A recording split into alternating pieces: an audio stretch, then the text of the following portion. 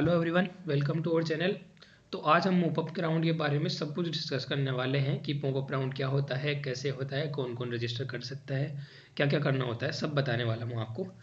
तो स्टार्ट करते हैं कि देखो, फर्स्ट राउंड होता है काउंसलिंग का। आपने पहले राउंड के लिए अप्लाई किया, आपने फ्रेश चॉइस फिल करी और दो ऑप्शन हो सकते हैं आपके पास। पहले राउंड के बाद आपको कॉलेज मिल गई अलॉटेड, या आपको कॉलेज नहीं मिली, आपकी रैंक ज़्यादा थी तो आपको फर्स्ट राउंड में कॉलेज नहीं मिली, आपने चॉइस उस हिसाब से नहीं भरी। तो अब जिनको पहले राउंड में कॉलेज मिल गई उनके पास दो ऑप्शन है, या तो वो सीट को ले ले और अपग्रेड ना कराए तो उनकी वही सीट रह जाएगी और वो सीट क्या कर लेंगे, ऑक्यूपाई कर लेंगे। इनके लिए काउंसलिंग ख़त्म, आगे कोई राउंड नहीं है इनके लिए। दूसरा ऑप्शन है अपग्रेड करवा लें आप। तो इस कंडीशन में आपको दो ऑप्शन रहते हैं, अपग्रेड हो गई आपकी कॉलेज, नई कॉलेज मिल गई आपको दूसरी, और या अपग्रेड नहीं हुई आपको कॉलेज, दूसरी कॉलेज आपको मिली नहीं। तो आपको अपग्रेड हो गई मान लो कॉलेज, तो जो आपको कॉलेज मिली है उसमें आपको रिपोर्टिंग करवानी ही करवानी पड़ेगी।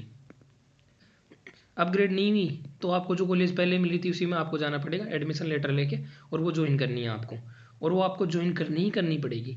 मतलब यहाँ पे आपकी काउंसलिंग हो जाएगी स्टॉप, दोनों ही केस में। आगे आप काउंसलिंग में पार्ट ले ही नहीं पाओगे।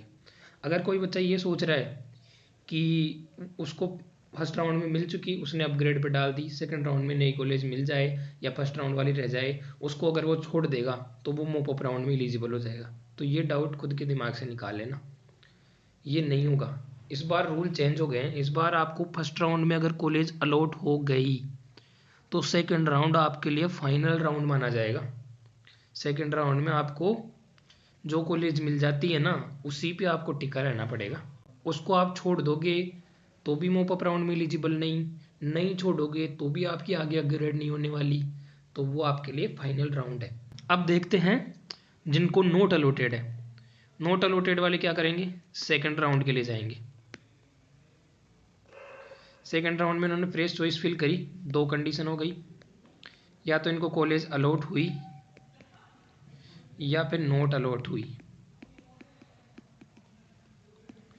देखो, जिनको अलॉट हो गई ना उनके पास दो ऑप्शन है, या तो वो कॉलेज ज्वाइन कर लेते हैं या फिर वो कॉलेज से एग्जिट हो जाते हैं, कॉलेज जाते ही नहीं है।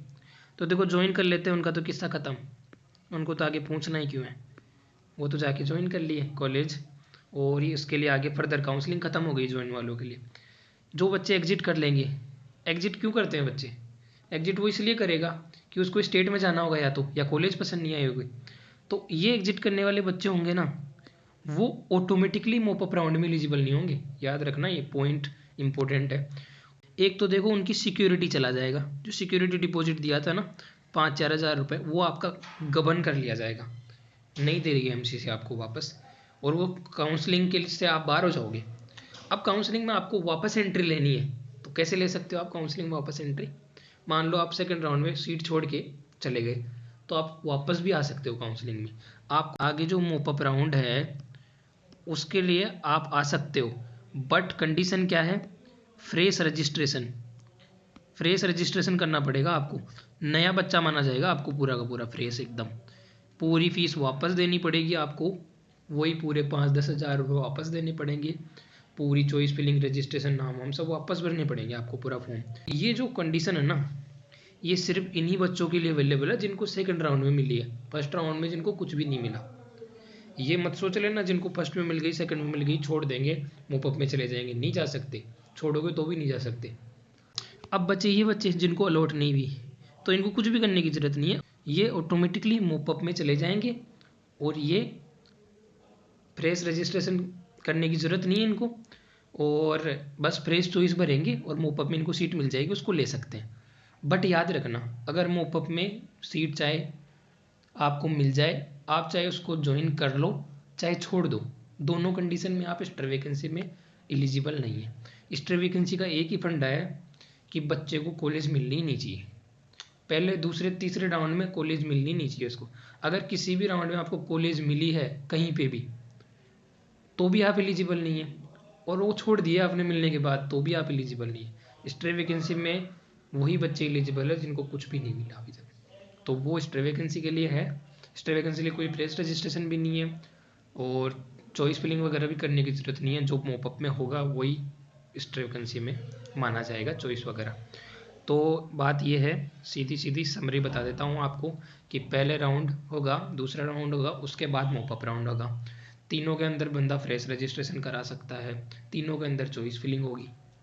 अब पहले राउंड में अगर आपको कॉलेज मिल गई ना, तो सेकंड राउंड आपके लिए फाइनल राउंड होगा, चाहे अपग्रेड हो चाहे ना हो। अगर वो सेकंड राउंड में मिली हुई सीट को आप छोड़ देते हैं, तो आप आगे काउंसलिंग से कट हो जाएंगे, स्टेट की भी और एमसीसी की काउंसलिंग से भी कट हो जाएंगे आप। तो यहाँ पे आप ब्लॉक हो जाएंगे। एक ये है कि आपको फर्स्ट में कुछ नहीं मिला, सेकंड में कुछ मिल गया। सेकंड में कुछ मिल गया तो आप उसको लेके खुश रह सकते हो, या फिर आप उसको छोड़ के मूवअप में जा सकते हो। मूवअप में जाने के लिए आपको एक गेट से गुजरना पड़ेगा, और वो गेट है सिक्योरिटी डिपॉजिट।